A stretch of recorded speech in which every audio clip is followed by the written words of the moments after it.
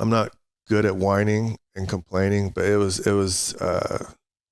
to say it was life altering in a negative way would be understating it. Like, I felt, it's hard to feel like the department, you know, that's one of those eye openers when you're like, oh, these people don't give a damn. You know, first of all, they don't know what you're experiencing, and it appears they don't care either. And so, long story short, when you know, everything gets denied for treatment and all this stuff, and I finally was really, really frustrated, and I had a friend who was on the city council. So I called him up and I said, hey, I want to come have a conversation with you. And I told him what's going on. And I said, man, the city, the department, they're like becoming against me rather than patching me up and getting me back to work. So I was kind of like, I don't understand this. Like, why would you do that? And he says, I'm going to tell you my answer as your friend.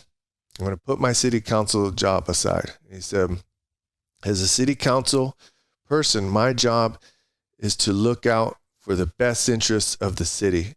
And he says, when one person becomes injured, you move from the asset category to the liability category. And he goes, you have a business degree. You know what that means, right? I'm like, yeah, I totally get it. He goes, you now are a liability, and our job is to cut any liability, reduce exposure to liability. And we see you. And he goes, I go, are you kidding? He goes, I don't see you that way as your friend. He goes, but as the businessman running the city, that's how we look at it. We look at you no longer a productive cog in this wheel.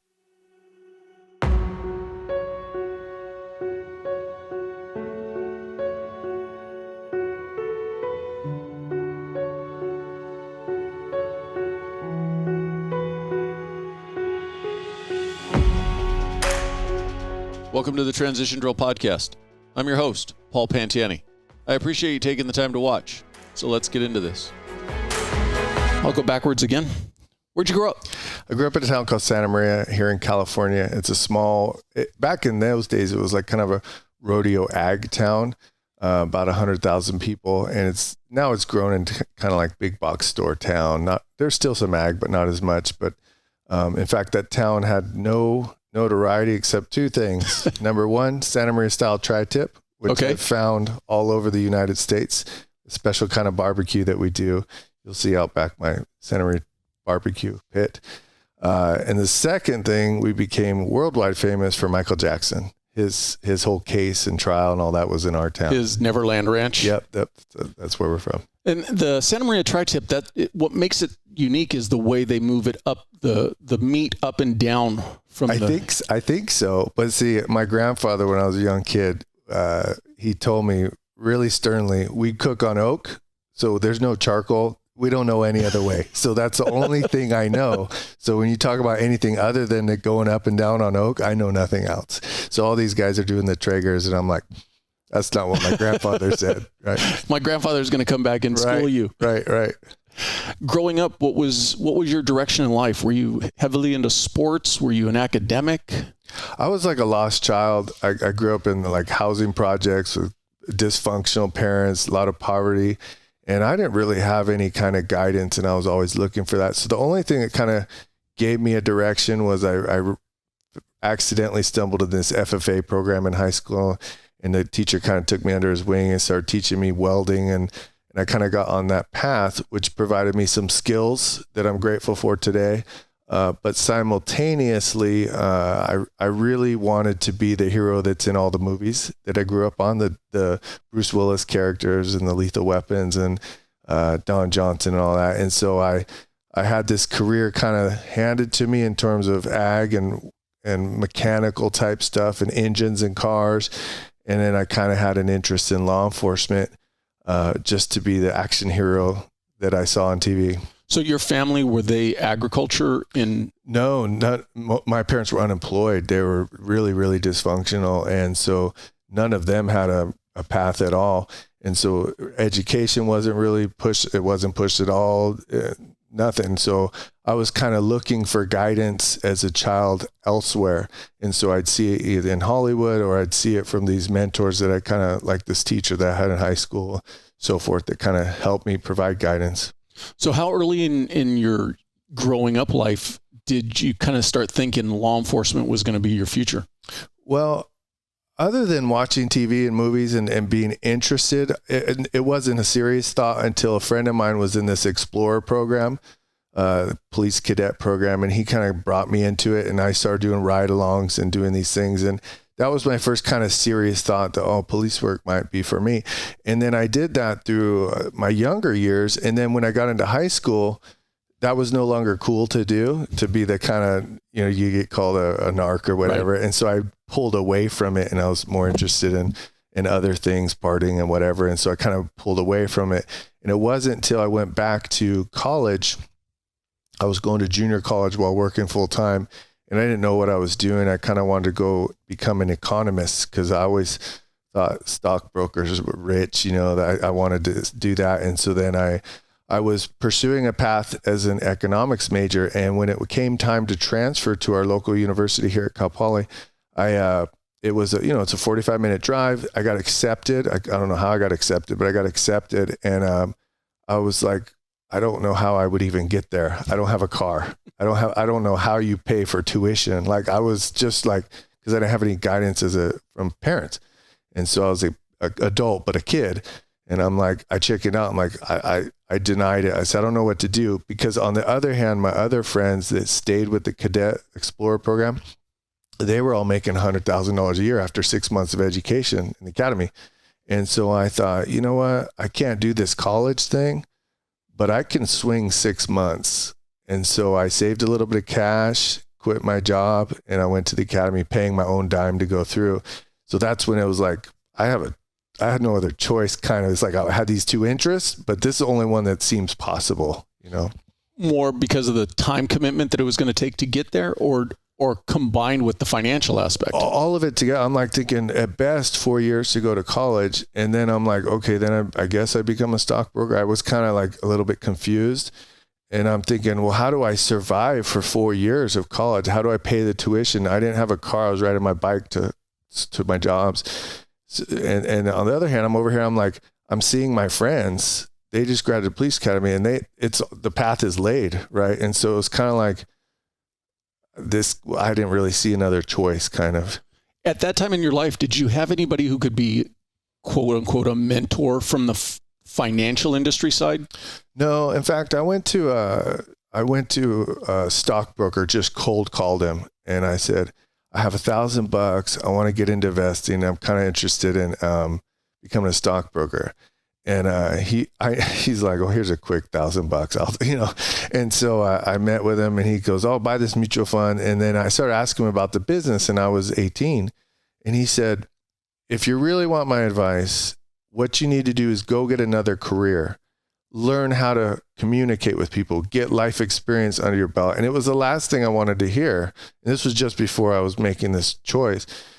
And I was really kind of irritated by the answer. But looking back, he was 100% right. Like, you need wisdom. You need life experience. You need to have had a child, a wife, a husband, before you can start advising people on what to do with their money. So his answer was right. And it's kind of what I ended up doing in the long run. I kind of did that in a way.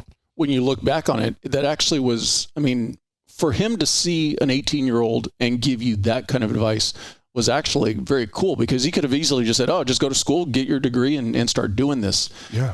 But it probably wouldn't have been good for you in the long term.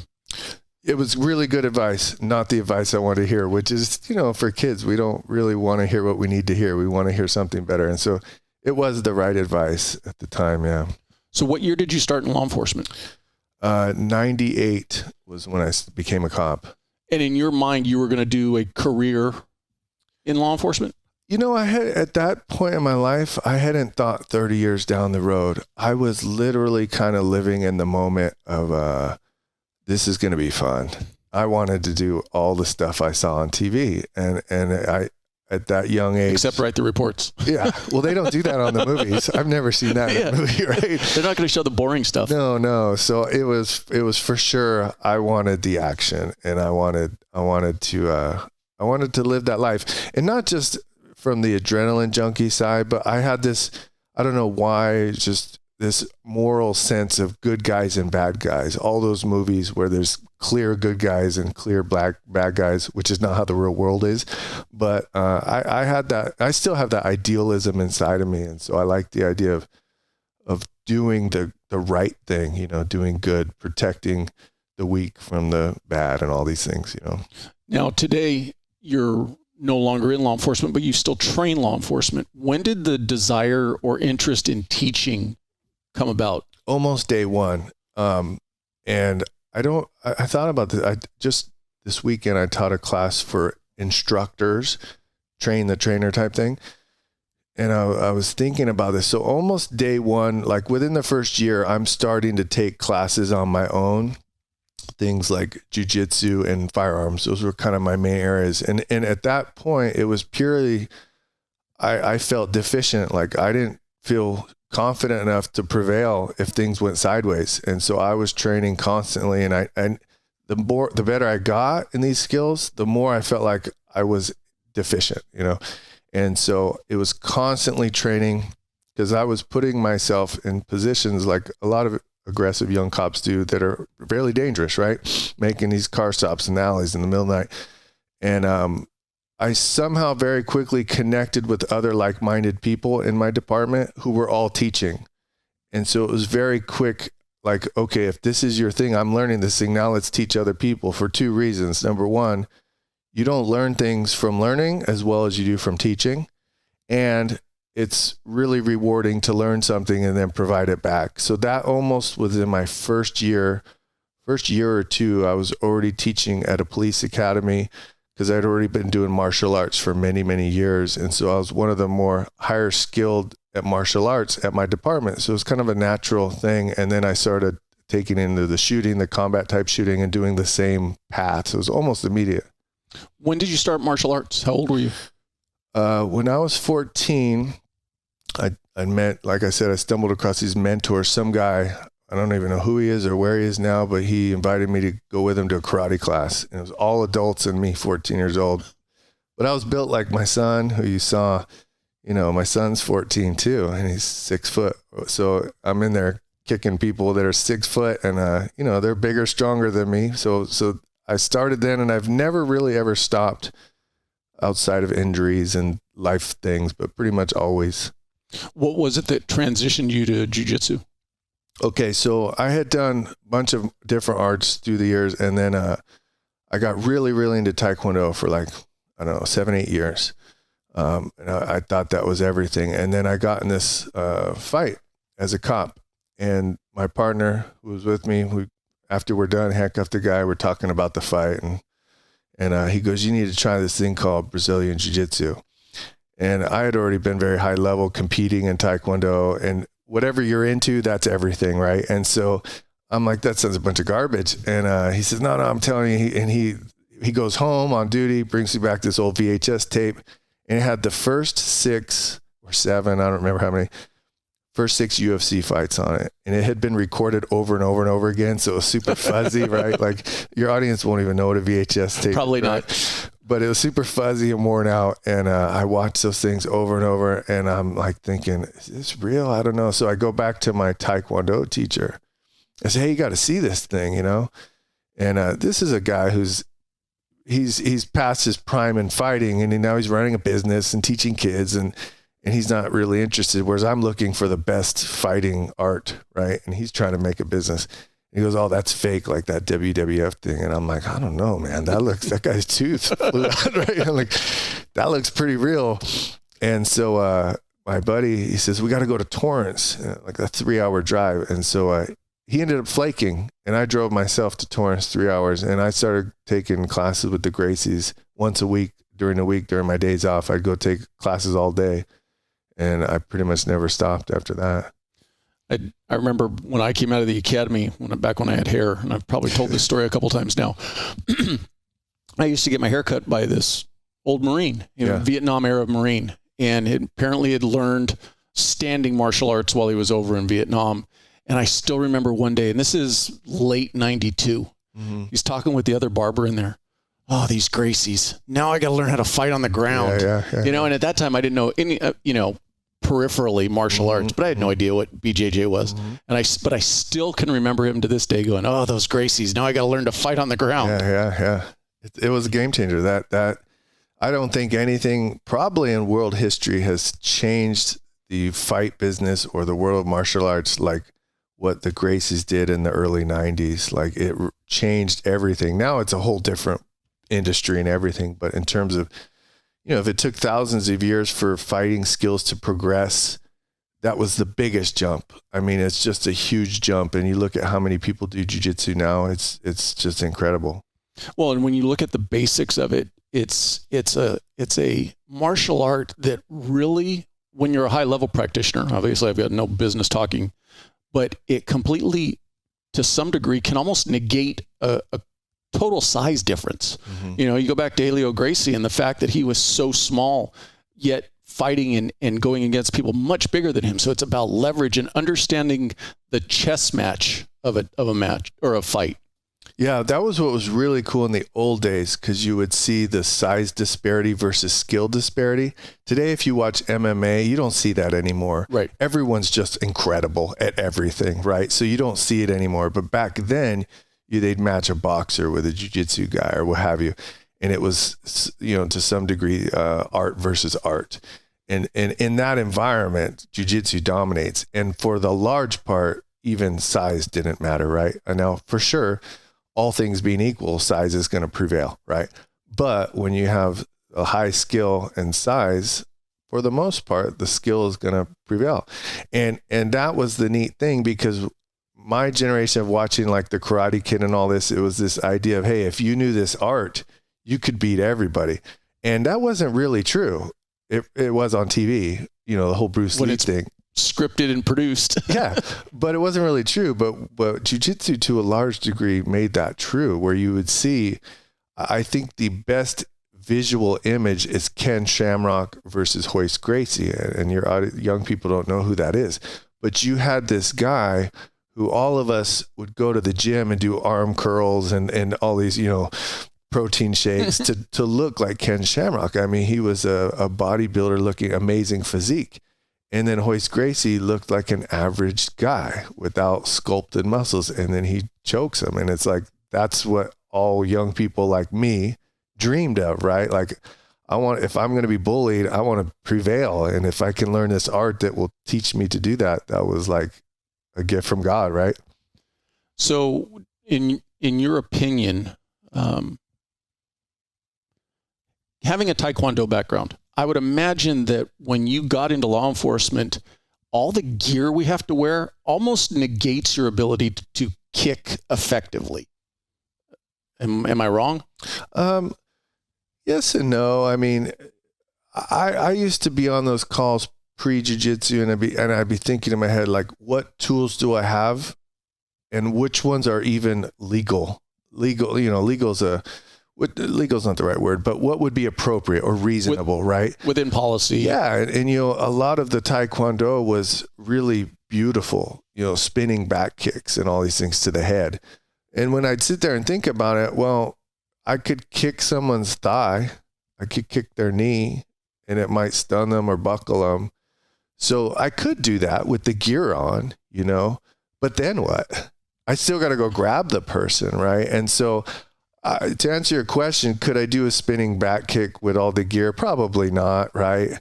But where would that be appropriate anyway, right? And so the really limited tools would be some kind of leg type kicks generally, but then I'd still have to go in and grapple. And so could I do some of those kicks? Yes, but then what, Did you find that the other officers you worked with, because you mentioned you were introduced to jiu-jitsu through a fellow partner, did you find that as it got more popular, more people were getting into it? Or was it always kind of like, oh, I don't need it, I got enough training in the academy? What's funny is the statistics have not changed, in my opinion. And so what I mean by that is, at my department of, I don't know what it was, 40 or 45 at the time, officers, I think I was the only guy that did jiu-jitsu the whole time. And now we teach academy, and every academy class we say you got to come back, you got to do jiu-jitsu. The grappling you learned here is like getting a one French fry at a restaurant. It's not enough. It's not going to fill you up. And you got to come back. And about one person per class, on average, comes back and takes jiu-jitsu. And so some departments have a different culture. I teach at a department called Paso Robles here, which just started a program where they have required once a week jiu-jitsu on duty. Very rare. I don't think anyone else is doing it. Some departments have a culture where it's a little bit more. But I think on average, back then, 1% were doing it. And I bet it's not much different now that 1% or so are doing things on their own time. And you know, I'm like an evangelical person saying, you got to do jiu-jitsu. I've done this for 20 years. And I always hear the same thing. Yeah, I need to do that. I need to do that. I need to do that. And it's always, once this thing happens, right? Once I get past my whatever, you know, once that, whatever, I don't know what, it's always there's always some other thing in the way. Yeah, I hear that. And then I also hear, well, once I get in shape, I got to go get in shape before, because they feel like they're going to get beat up. It's like, no. You come do this to get in shape. Like, and so there's always some sort of excuse. And sometimes people say, I don't have the money. And I'm like, yeah, you're making $100,000 a year. You can't spend $100 a month. I mean, come on. And if you don't want to spend that, go in your garage. So everyone's got an excuse. But you know what I think really prevents people is their egos. I think they're afraid to go in there and try something new. And I think cops tend to, you know, they have the badge and the gun and they get away with a lot. And I think they know that it's not going to happen in a jiu-jitsu mat, and they're afraid to be vulnerable. So going back to your law enforcement career, how many years did you actually spend in law enforcement? 15. And what took you away from it? I got injured in a fight with a robbery suspect, landed on my head and injured my neck. And what year was that? 2010, give or take. Did you know when it happened that it was that significant of an injury? No, zero. In fact, you know, I'd been in lots and lots of fights. Seemed like every other night sometimes. And in this particular one, my uniform was all torn up and scraped up, blood, you know, just nothing.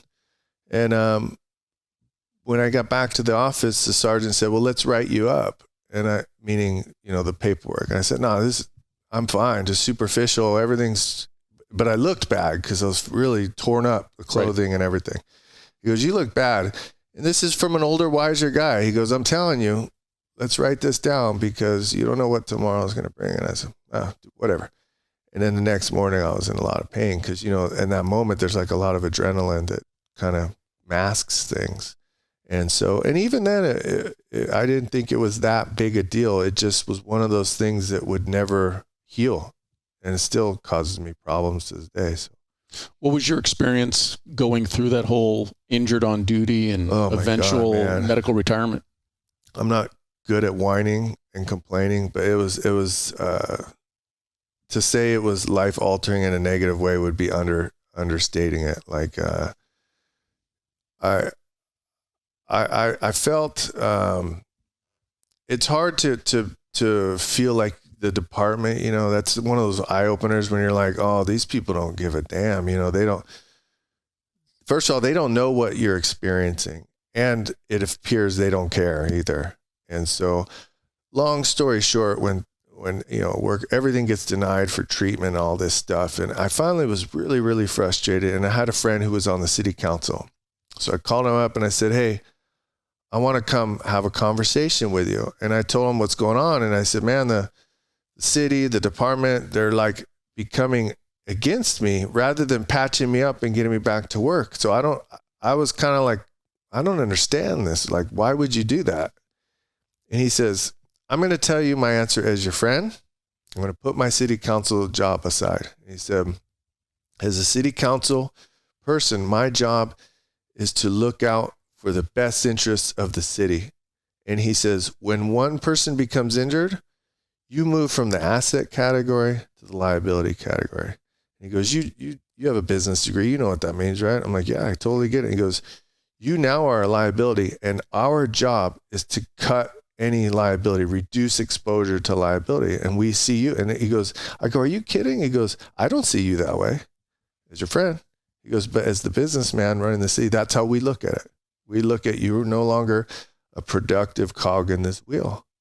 And I said, man, that's sad. And that was off air. We were talking about big departments versus small department. When you were a tiny department, it tends to be a little different. When you go to a larger department, it's a little bit more business, At that point in time, were you feeling like you could still do your job, or was it that teeter-totter of, ooh, this is a pretty bad injury? You know, I've not really gotten to these details, but so I'm going to pick my words carefully. I then, like now, I can get through life, but I have a lot of pain. And so back then I was coping with pain with legal prescription painkillers. I don't do those anymore, but I was trying to decide how to do this. I'm taking sick time and trying to, because I still wanted to work. I wasn't ready to not work financially and emotionally, mentally, whatever. So I could do it, but I simultaneously couldn't do it all the time, you know? And so what was explained to me is like, we don't have positions that account for on and off, in and out. It's either you're on or off.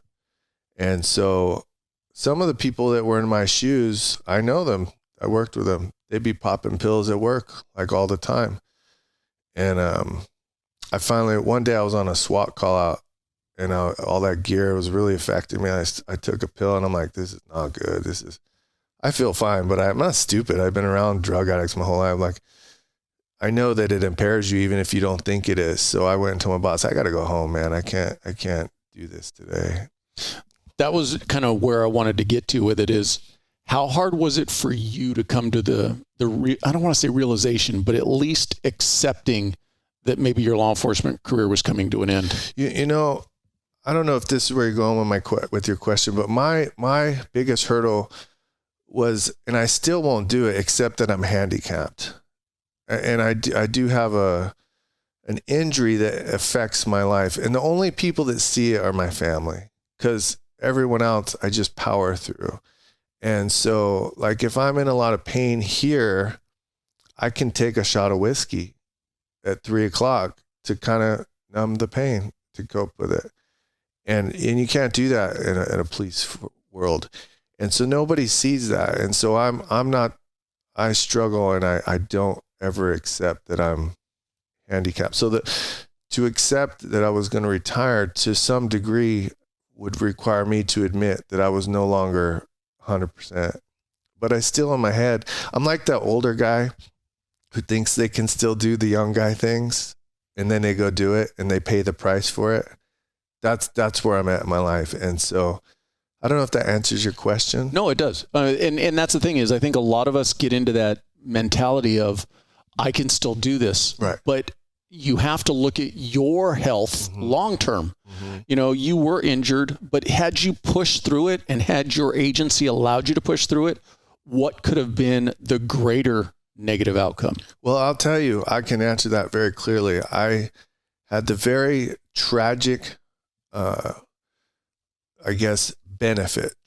benefit. I had the tragic luxury of knowing my friend. He and I started together. We spent every night graveyards chasing dopers. We loved it. You know, he and I got into some really crazy stuff, and he was a good guy, and he was a hardworking, good cop, moral guy. Long story short, injured on job. Pretty soon he's injecting pain medication illegally, and he overdosed and died. So I had this exposure earlier, and I kept seeing, like, his name's Chris, and I'm taking totally within the limits of the whatever the bottle says, and I'm even going, I saw it a million times in my career. I'm like, I know where this goes. There's no other way. You have to keep going higher. Your body gets used to it. I wasn't stupid. And so I saw Chris, and I constantly tell myself, what's the difference between Chris earlier and Chris at the end? Like, I became very much aware of that. So I knew the outcome, and he kept going to the end, you know?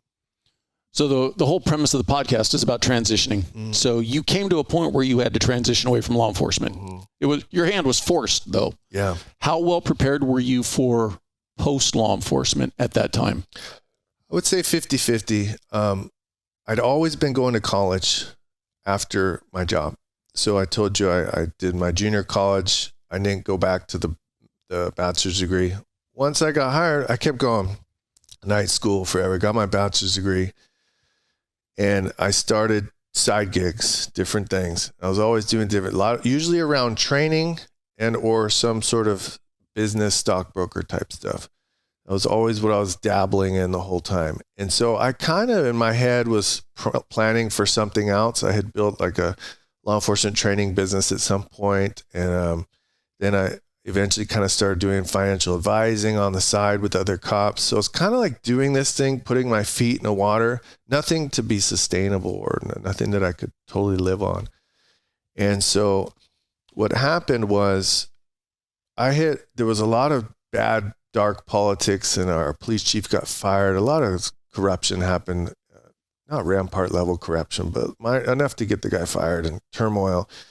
And I was really unhappy in my career, and I went and decided, you know what? I don't want to leave. So instead I wanted to take a leave of absence. And I took a leave of absence to get my master's degree. Was this before or after your injury? Before the injury. Okay. So you were already taking steps to kind of plan your future. I didn't know what, but I knew like the department and the business was really dark and not healthy. And I was like, something's got to give, and I got to keep my mind going. And so because of this political turmoil in the department, I decided this would be good. I'm going to take a step away. And so I took a year's leave of absence. I stayed as a reserve just to keep my background clean, so I could come back. Keep your post active and all that kind of stuff. Yeah. So I did one whole year, got my master's degree full time, summer to summer. And during that period, I thought, you know what? Like everything changed. I was like, I'm like rejuvenated again about police work. It was the like most healthiest thing I could have ever done. Because when you're in that world and everyone's like bitching and complaining and it's just all negative all the time. People go, let's go drink out. You work graveyards and go drink after. Like it's insane, right? And just negative commisery. When I was gone, I had like a whole new life. And I said, I'm coming back. And I came back and I really had a different mindset. Because for the first time, I didn't feel like I had to do it. Because you hit that point where you're like, you want to be a cop, and then there's a line and you say, well, I'm just going to stay here for retirement. And I was in that zone where I'm like, I'm done chasing bad guys and I'll just stick around and get to retirement. But when I came back from school, I had like a whole new perspective. Like, bro, I like this job. I don't have to be here anymore. I have a master's degree. I could do whatever I want. So I liked it. And so that went on for like a year or two. And I was starting to do consulting and like coaching people in their finances and stuff, and going back to my earlier interests. And then the accident happened. And so I was kind of like, so I say 50-50 to answer your question. I kind of was like doing things, but I for sure wasn't ready to replace my income. I wasn't emotionally ready to not be a cop. So half and half. When you got forced into that transition from the mental aspect, the mental health aspect, did you struggle with it or? Oh, it was terrible, man. It was terrible because multiple things happened. I had different businesses going on, but I had gone pretty deep into a gym business, meaning a lot of big investment, a lot of money and a lot of debt and stuff. And so that was one other side thing. I had started this gym. And once I went into this workers' comp gig, I could no longer work anywhere. I could not just it'd be great if I could not be a cop and go work at my business, but that's not how it works. And so long story short, the business closed and I had all this money. So I had finance problems. Your income gets cut. It was really, really bad, dark. That was the hardest period of my life. Did you end up having to seek any professional assistance? I didn't then. It wasn't. So I ended up getting divorced out of all that mess too. So pretty much a hand grenade right in the middle of your life. Yeah. And it's not like it happens right away. It's like a chain reaction of things that go little by little, and it gets bigger and bigger, and then pretty soon it's out of your control. And, things that happen at year one don't affect you to year three, emotionally, financially, everything. So, the answer is no originally, I should have. But at that point in my life, I was like a type A alpha. I don't need some lunatic shrink. I don't need that kind of crap. You know, I was too strong. It wasn't until my third real relationship, who you've met, that I started realizing all my life is impacting my ability to have relationships. And I didn't have the confidence to admit that to myself or anyone else in those younger years. Probably a lot to do with law enforcement too, because you're not allowed to admit weakness. Like the last thing you can do is show weakness, right? Definitely not encouraged. Yeah. More so today than in years behind, but it's getting better. It's getting better. So, I started going to, marriage counseling, not whatever you call that, couples counseling or whatever. And I'm thinking I'm going, cause she's all fucked up. And then, pretty soon I start. That's the most positive way to go into therapy is I'm not the problem, right, but tell me how to fix this. If you would tell her, right? So then, I start going by myself because we'd be in like conversations and she would get upset and it would not really go. So I thought, well, I'll just come by myself. And then I start talking about things myself that I'm thinking, this stuff doesn't affect me, but it does. You don't really realize it. And so the answer is yes, but not till a long, long time later. Were you able to keep the law enforcement teaching going even after your transition, or did you have to work your way back into that? I definitely had to stop for a couple of years during that workers' comp process because you're not allowed to work, which is really, really hard because when you're working, you're not only making your base pay, but you got your overtime pay and all these other little bonuses that you get along the way. When I was on the workers' comp, it like cut you down to like, I would say 2/3 for a period of time, on top of cutting out all my other things. So I couldn't teach, I couldn't run my business. So I wasn't allowed to do all those other side things. And so I eventually came back, but I had to finish that whole legal process first. And you now have your doctorate degree, correct? Yeah, I have a doctorate. What was the motivation to go beyond a master's degree? Okay, so I went to a master's because I always, as a young person, I had a grandfather who was real into education and, climbing up ladders and all that stuff. And so I always admired him and he went and got his law degree. And so I always kind of wanted to move up, and I always looked at like a PhD was like, or a lawyer was like pretty, or MD was like pretty cool. And then, you're definitely in rarefied company when you look at the total spectrum of people in the country who have. But in a couple ways, and I'll tell you that. One, yes, you're in a smaller percentage. But when I was in my master's program, I was running small businesses, nothing big, little things. But all my teachers were all PhDs. And I was an adult amongst younger people, amongst kids or whatever. And I'm like, these doctors are fucking idiots. Some of them were just idiots, meaning they knew their book.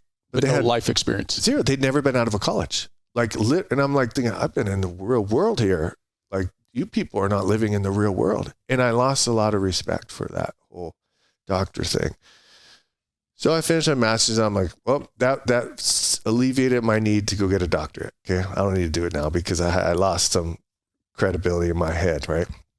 And so, what happened was, somewhere after retirement, I had a friend who was an attorney and he was a defense attorney. Well, a slimy defense attorney, right? He's my friend, but he's kind of slimy. And so we go to lunch and hang out all the time. And he goes, hey, I got this case I want you to look at. It's a strangulation. Well, I'm in the strangulation from jiu-jitsu. And I said, I'll look at it for you. And it's a domestic violence strangulation. And I said, they're charging this kid attempted murder for this strangulation. I'm like, this is absurd. Based on everything I looked at, I'm like, there's no strangulation that occurred here. There's no way. And he's like, how do you know? I go, because I strangle people all the time, right? Like, there's no. Let me show you. Yeah. So he goes, will you testify? And I'm like, oh man, I don't know, because now I'm going to go on the other side and all this thing. And he goes, well, you're telling me you believe this. I go, yeah, I do. I do believe that. And he goes, well, then just go tell the truth. I go, I don't know. And he goes, look, $2,500 return. I go, okay. Yeah. Right? So I did that experience, and it was really eye-opening to be on the quote unquote other side, right? Where I literally thought it was the right thing. And so long story short, I started doing more of these expert witness use of force things, and on all sides, not just that, but, and then I was getting dragged into these things little by little, and I was just like, look, I'll come tell the truth, but I'm not pretending to be more than I am. This is my experience. This is all I know. I choke people. I teach people how to choke people, whatever. And more and more I start studying psychology because I start being interested in, I look at these cops that I teach, the techniques, arrest and control, defensive tactics, and then I watch the videos and I'm like, that's not what we showed you. Why are you doing this? And I start realizing more and more the psychology of what happens during a fight. It really has an impact. You can know the quote unquote right thing to do, but then still freak out, right? And so a lot of these use of force things, I think, stem from psychology more than bad intentions, right? And so I start studying this on my own, and then I start kind of testifying about it, and I'm getting challenged constantly. You're not a doctor. You can't talk about psychology. And some would say, yeah, you can talk about it because you've been in these fights, right? Yeah, you can talk about your experience. And then you can't talk about somebody else's experience. A lot of times the judges would say that. And some judges would let it in, some wouldn't. One trial went real bad in terms of it was very contentious. And I did a trial, and the person who hired me, the suspect, won on an acquittal, and the DA was pissed that I testified against them. It becomes personal when everybody's, we all work together. Right. They do another trial, and the guy gets convicted, and I wasn't allowed to say the things I was allowed to say before for this purpose. And a little bit of my ego got in the way, and I said, all right, I can't say this. I'll fix this. Hold my beer. So the first thing I did was I wrote a book, and I put psychology in the title, which you have that book. And that got me a little further. But some judges would still, I was like, well, that was my shortcut path. So I eventually said, all right. And I went and got my doctorate. 2 reasons. I'm fascinated with the topic, but also this little ego thing on me, like, no, you're not going to tell me that anymore. So it was the expert testimony work that kind of drove you to go get your doctorate. Yeah, for sure. So you broached the subject of author, and I wanted to talk to you about that. What was the motivation to want to write not just a book, because you've now wrote multiple books?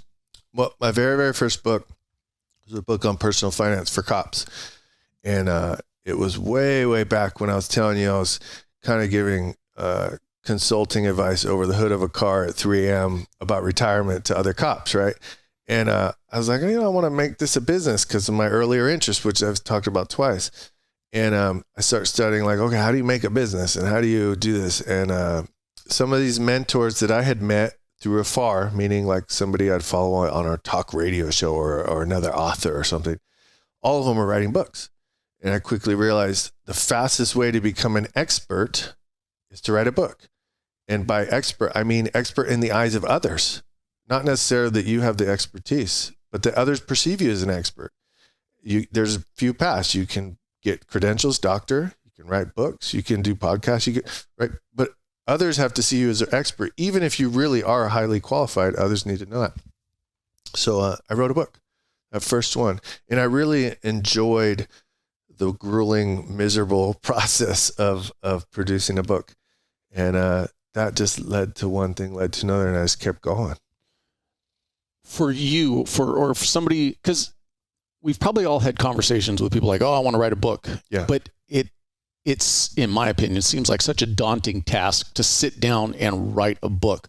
Mm-hmm. What advice would you give to somebody who wants to do it? I get asked this so many times now, and I always don't really give the answer people are looking for. And the first answer is, well, why do you want to write a book? And a lot of people don't have that clear in their head.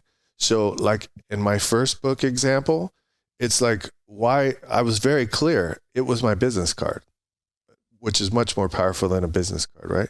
So like you have to think about, why would you want to write this? And for most people, it's some kind of ego pride thing, right? Oh, I lived an interesting story and I'd like to write a book. Well, that's fine if that's your motivation, but it's not a high driving motivation to get through that, because who's going to read that book? You, maybe your mom, unlikely, possibly your grandkids. No one's going to read that book. No one cares about your story unless you're Michael Jordan or whatever, right? And so number one is, why do you want to write the book? And then number two is, who's going to read the book? And you have to really know those things, because if you're just writing it for you, you're essentially writing a journal, right? And so I always suggest getting very, very clear about those things. Once you have those two things clear, then you can figure out the mechanical steps of how to do it. And there's a lot of different ways to do it. So one of my more recent books, a jiu-jitsu book, I wasn't sure it was going to be a book. I wanted to go interview somebody. And the easiest in to somebody who's in a step above at my level, whatever that is, right? If I want to go interview a Hollywood actor or whoever it is, right? Somebody that's out of my league or whatever you want, out of my circle, a book is a way in, right? So a book, a podcast will get you into a door that you might not get into, where you're like, hey, if I just call some guy and say, hey, I'd like to go take you to coffee and pick your brain, when I get that email, I don't even respond to that email, because it's a very selfish thing. But if somebody says, hey, I'd like to interview you for a book, okay, now you have selfish motivation, but I do too, because I'm going to gain something out of this too. And so one of these books was, I literally just wanted to have these conversations. And so I started by writing a chapter, and I published it online. I'd go do the interview like this, come back, type it up, publish it online, and see, am I getting any interest in this, or is this just for me? And once I get a lot of feedback, I'm like, well, I'll do another one. And I did an entire book all published online before it was ever on a piece of paper. So that was one way of doing it, right? There's a lot of ways that it can be done. It doesn't have to be sitting there glued to a keyboard all day, every day, right? Now, did you have any concern by posting it online before it was actually in a book that it would devalue it once it became a book? Thought crossed my mind, but it actually has the opposite effect. I thought that too. But it's totally opposite effect, because it's building your audience as you go. And so if I sit here for 2 years and I write a book, it has zero value until I promote the book. Somebody has to buy it. Somebody has to give me money for it, right? And so that's, writing the book is the easy part. Selling the book is the hard part. And so if I'm building an audience in that particular book, I'm building an audience as I go, right? So these people are later going to be like, I want more. But that one, it was interesting. The whole book was online, but people would still buy the book. Why? Because number one, if I go speak in front of some people and there's a book there, somebody wants to take, they're like, I like what you said. I want more. Give it to me. Right? They're going to take it because they have it sitting in their hands. Like, so I thought that, but I think it's wrong. The second thing was, in that particular example,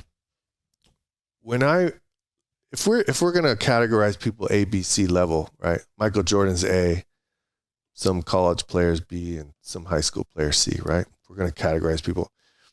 When I'm just starting, I might get a C level player to be in my book, right? I'm not going to get to Michael Jordan. But when I do a story and I publish it and it gets feedback and people are like, hey, this is good, I may now get into a B level person, because they'll start referring people. And that's how you move up the food chain. When doing interviews like podcasts and stuff, because people want some sort of proof of concept, right? Like, hey, this guy's not some joke. This guy puts out good stuff. And so you're providing evidence, and it kept opening doors all the way to where I got to I had in my mind, this is the pinnacle. This is the number one out of reach person that I want to interview. And I got that, but I wouldn't have got that if I just went straight, but I had evidence online. The publishing process for each of the books, are you self-published or did you go with a publishing company? Two thoughts on that is, number one, back to my first question, why do you want to write a book? And number two, who is your audience? I'll give you a couple ideas. If your goal is you want to be a celebrity of some sort, you want to be on Oprah, Oprah doesn't have TV, but some Good Morning America, some mainstream audience, right? That's a little world that's very insulated, and regular people don't penetrate that world, okay? And so if you're self-published, you're not going to get on Good Morning America. It's never going to happen. You need to get in that world somehow.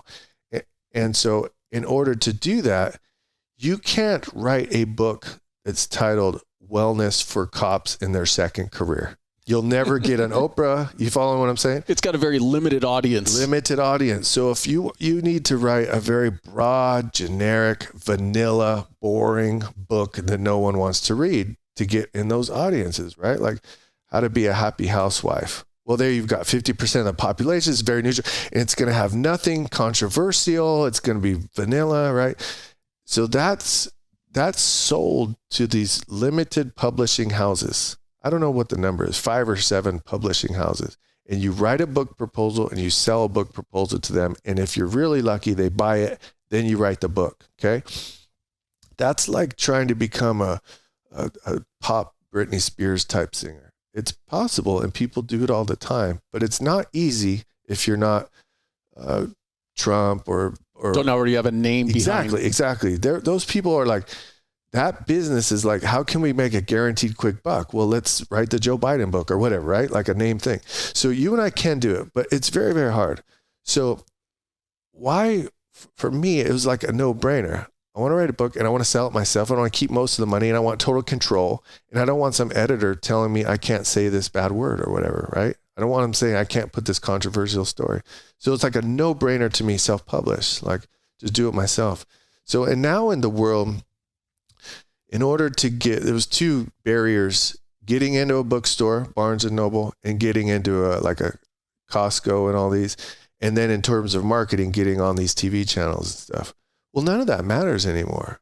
Like, who goes to a bookstore? Right. And if I get on Good Morning America, if they even have that show anymore, no one sees it, right? The way people buy things now is I have a very specific niche interest and I'm on a podcast that targets that specific audience.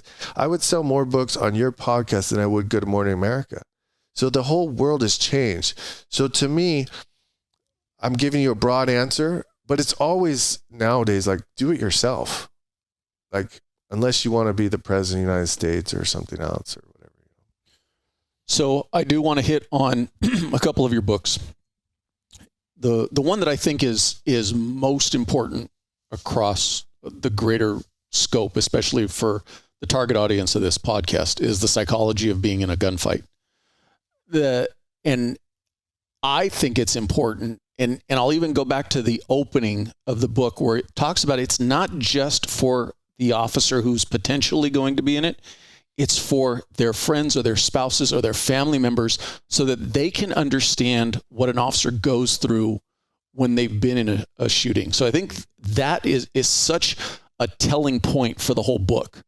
But for somebody starting in law enforcement today, I mean, I'm not trying to be your pitch man, but the book is so poignant because it provides such a good accounting of what all you can explain it better, and maybe I'll should just shut up and let you talk about it. But it's the different stories that you bring from the book. Where did that idea come from? I have a few thoughts to bring on this.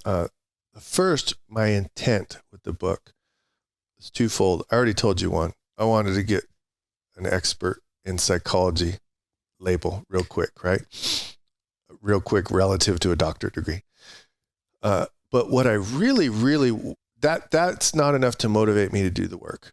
What I really wanted to know at that time was, I already talked about this, is what's going on in someone's head during a fight.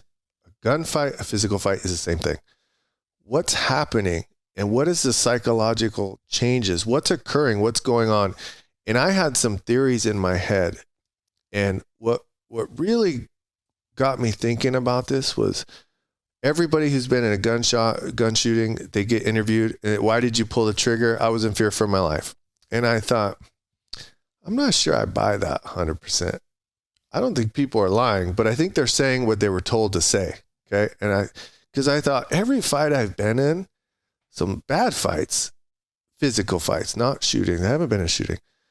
I thought they were like intense, but in my head, I was going to win. There was no question in my head. I was going to win.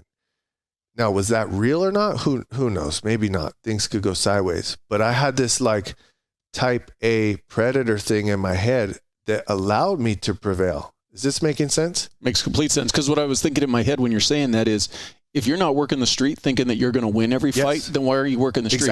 Exactly. Like you're going into this, like you purposely stop somebody that you know is bad news at 3 a.m. alone in an alley because you want to test, am I really capable of what I think I am? But you still have this fear, like, what if I'm not? But I've still already, if I didn't think I was going to win, I wouldn't make the stop, right?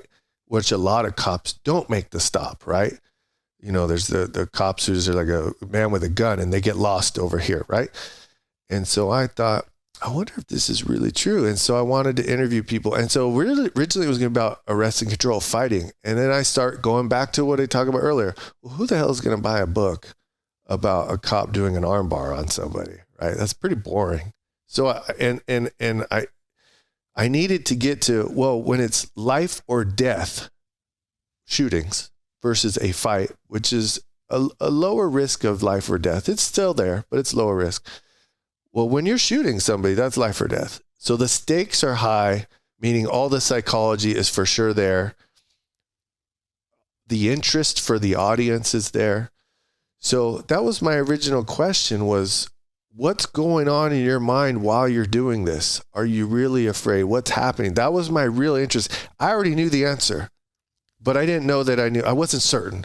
I'm like, I know these guys aren't afraid. I know that they're coming in. They're going to win most of the time, right? Most of the time. And I wanted to dig into that. And so I started really, that was the motivation for, I wanted to answer that question for myself.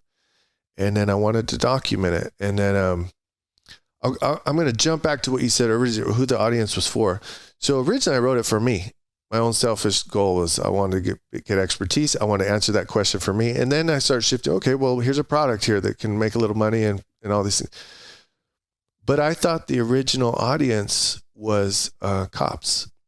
And then as I go to start marketing it and writing the title and the cover page, I started thinking, well, there's more to this, to another audiences that don't know this.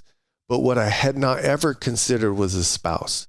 And so in the police academy where I teach, all the students get a copy of the book and they all start handing them to their wives. And the wives read them before the recruits do because they're worried about all their other stuff, right? They don't read it, but the wife reads it. And I'm getting all this feedback secondhand from the wives, from the academy students, right? And that was like the biggest not market, but like person who benefited from it that I had no idea. Well, a lot of your stories talk about the post effects of being involved in the shooting, the mental health aspect, and more importantly, the impact that it had on their families. So, and that's what I was getting at is it would be real easy just to do the interviews and talk about the shooting and end it there. But then you even go into explaining the process of a shooting review board, you know, and how for the most part, their job is not there to be adversarial. Their job there is to clear you of, you know, any wrongdoing. And the story accounts, different people talk about how going into it, they were fearful because why are they reading me Miranda? Right. And looking back on my time in the academy, I don't know if it's changed now. They didn't spend a day going, hey, this is what's going to happen. And so I would say for your book, somebody should go read that so they understand the after effects of being in a shooting. I'll tell you what, two thoughts on that is, number one, I think the wives tend to get a lot of benefit out of it because they're more in tune with all those things. And whereas we just kind of, men tend to put it down and don't talk about it. They're more in tune with that. But the most meaningful moment, I think, of my author career was 3 days into this officer's career. 3 days he was involved in a shooting. And I'm like you. I never heard of Miranda. Not directed at me. Never. No one once told me any of these things that would happen, right? Get a lawyer. None of that. You hear it through the years, right? Yeah. But But this guy had been 3 days on, and he calls me about a week into this thing, and he's talking to me, and you could tell he's in tears. And he says, man, if you had not told me this, I mean, I didn't tell him. If I had not read this in the book, and he's totally breaking down, and he was like so appreciative. And then he starts talking about physical changes, digestive problems, and all this stuff. He goes, I'm having all these issues. No one ever told me about these things. No one told me either. No one told me either.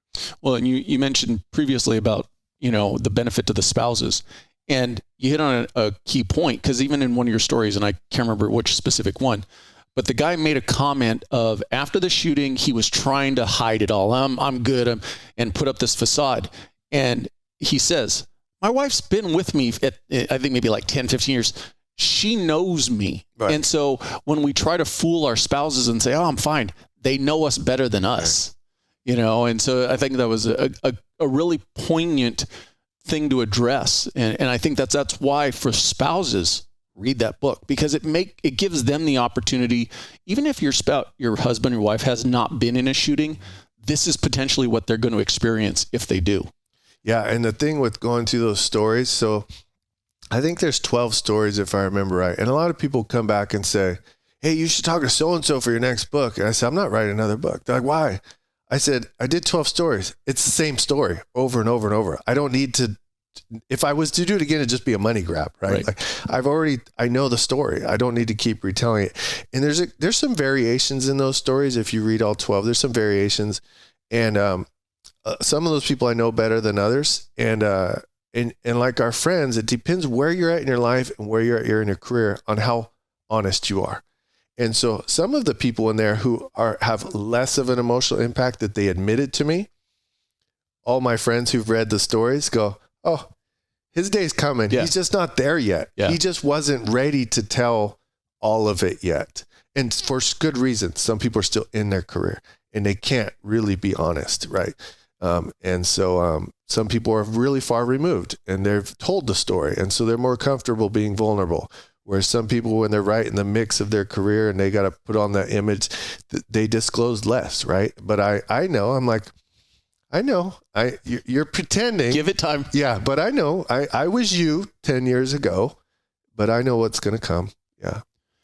Your other two books, though their background or their backbone is around BJJ, again, they're interviews with very high-level practitioners. Two of the names that just jumped, Chris Howder and Henry Akins. Two of probably the premier jiu-jitsu practitioners out there.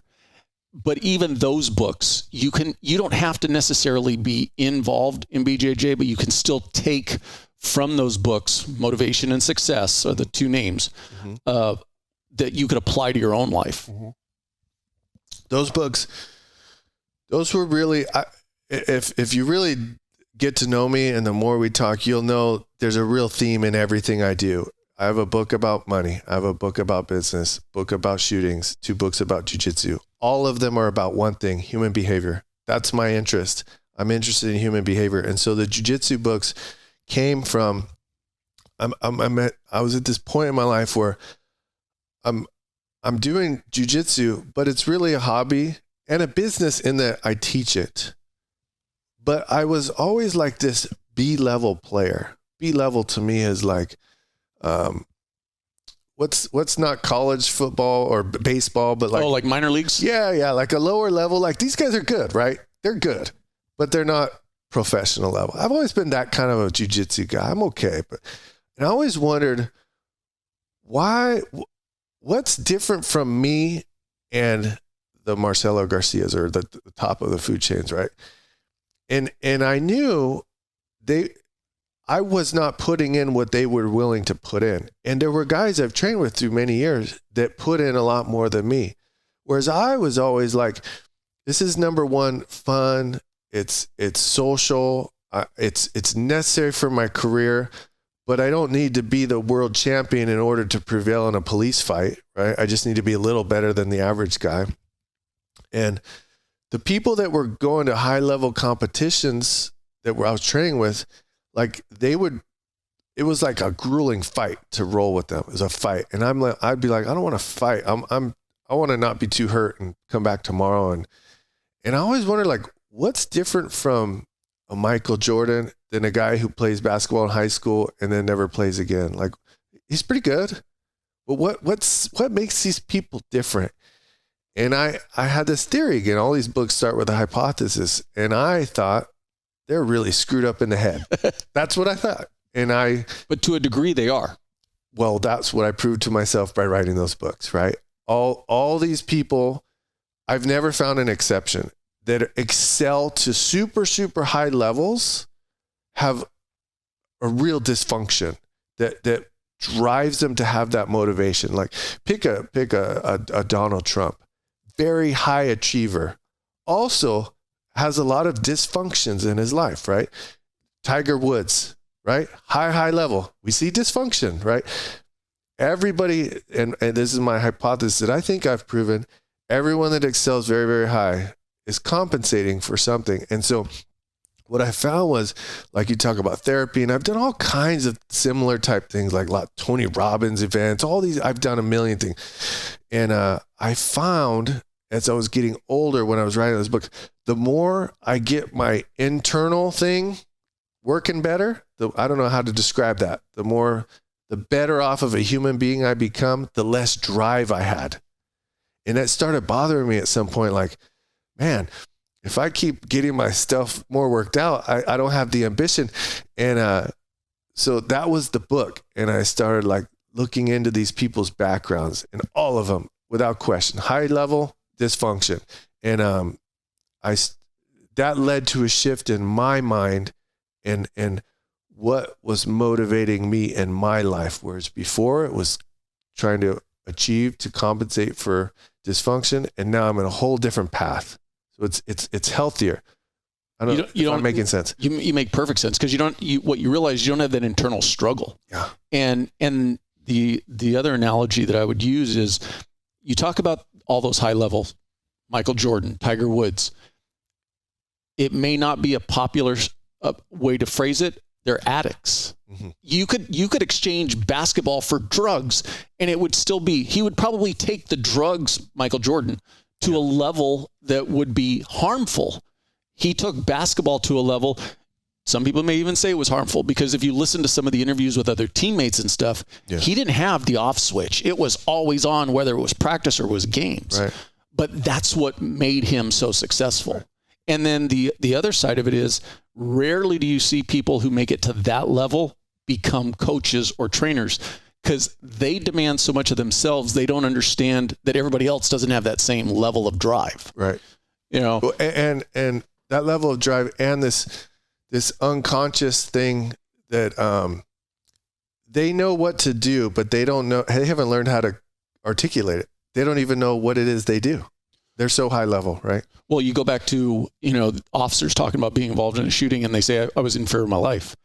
And for sometimes that can be a very canned response, but where the mental or the emotional side of it comes in, you can be in fear. You just have to explain beyond that. I understand that if that guy pulled out that gun and pointed it, somebody was going to get hurt, but they just stop it. I was in fear for my life. It's more about explaining the totality of it. Yeah. So what that has led me to, so I try to get people drinking when I do these stories, right? It's just water if anybody's watching on the... But I try to get some adult beverages in them because then they start to trust you, and they say, I was in fear for my life. Okay. Let's go another hour. And then it's like, okay, were you really afraid? And the answer would be, fuck no.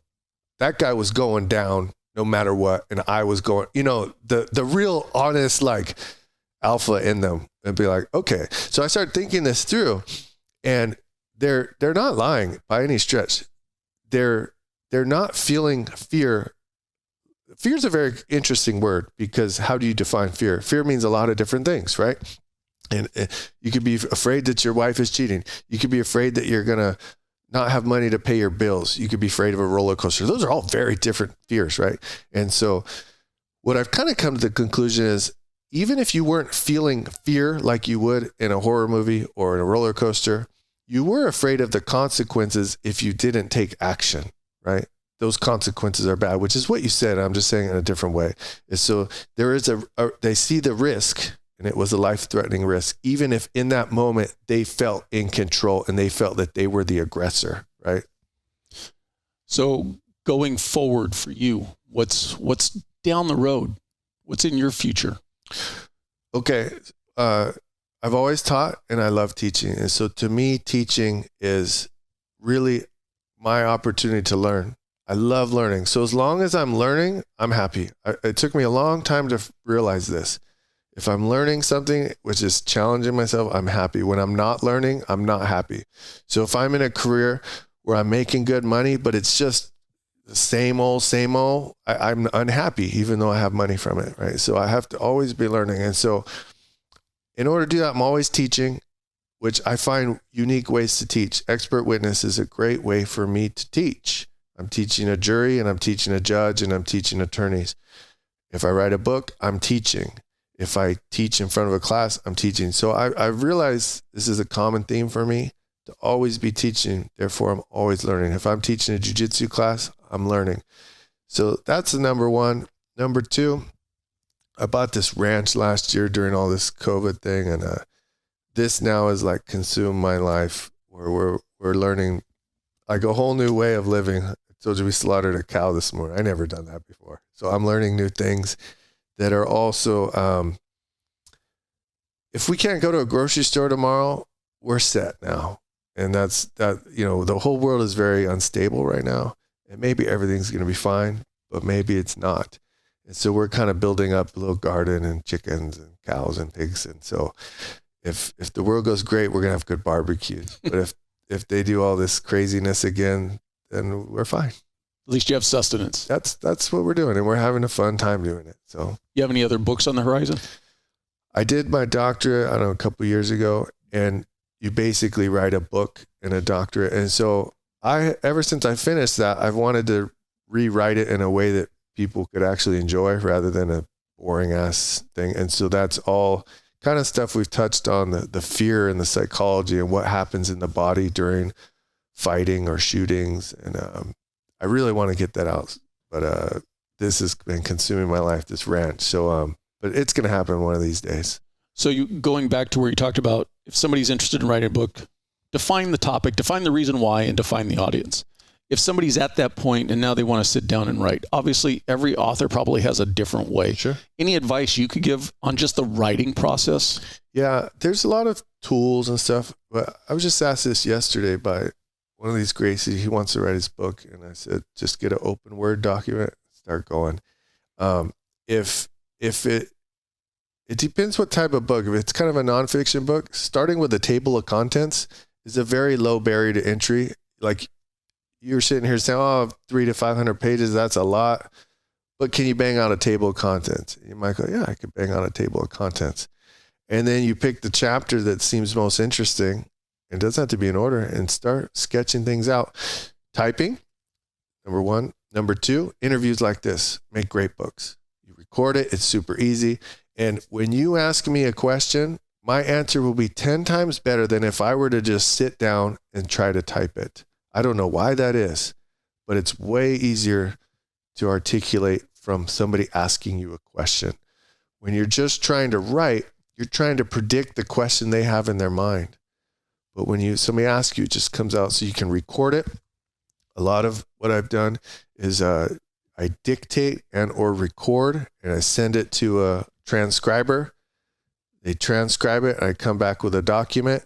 I open that document, and on the other screen, I have a blank document, and I start cut and pasting the lines that I like, and then I fill in the gaps. Going back to teaching young police officers making it to the end of their career, and whatever that career is, whether it's retirement or, hey, I don't want to do this anymore, I want to walk away from it. But the component of this podcast that I always like to bring back around is take care of yourself mentally and physically. So when you get to that point, you're the best you can be. What advice would you have for anybody in law enforcement today, kind of staying on that path as far as jiu-jitsu, taking care of themselves, that aspect?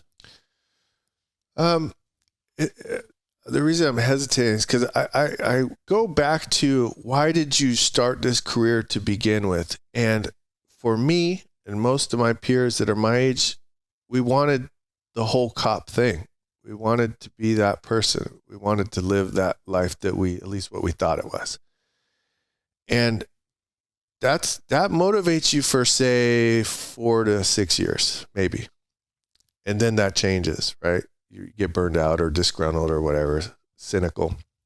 So I figure whatever your reason for going in is, if that changes, which it will, I think today people don't come in for the same reason. I think if we were to generalize, people are coming in because they're like, I need to get a job, and this little job at Home Depot wasn't very good, and I see there's a job, and they go there. They didn't have a passion.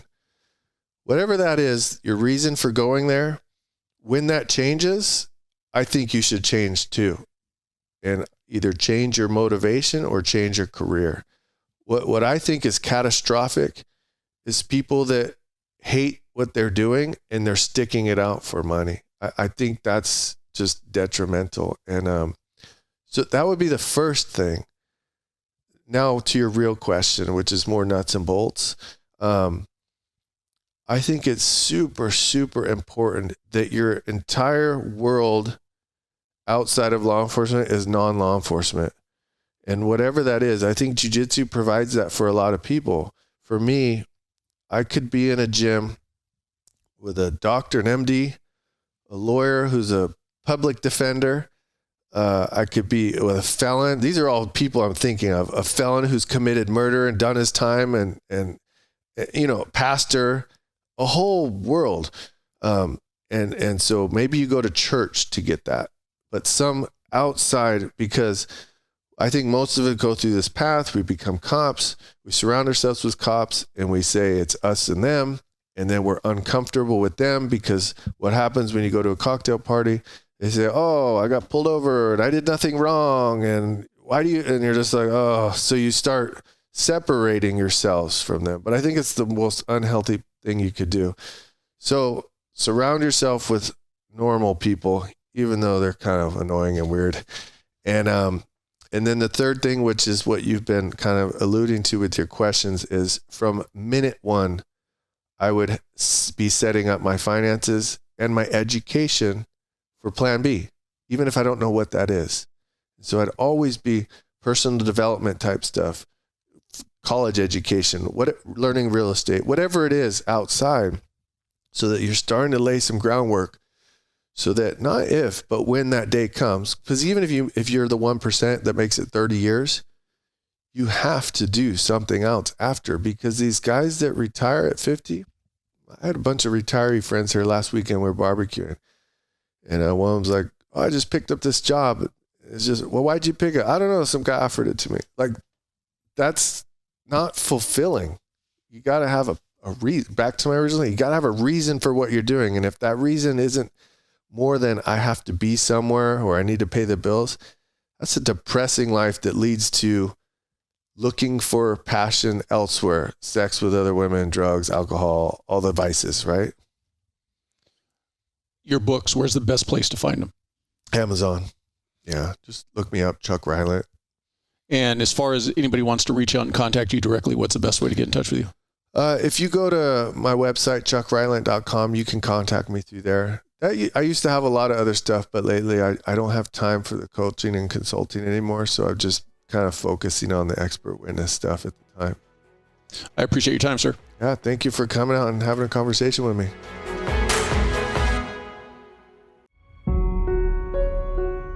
I appreciate you watching. But before you go, if you like the video, please hit that subscribe button. Also, any comments are appreciated. Thank you.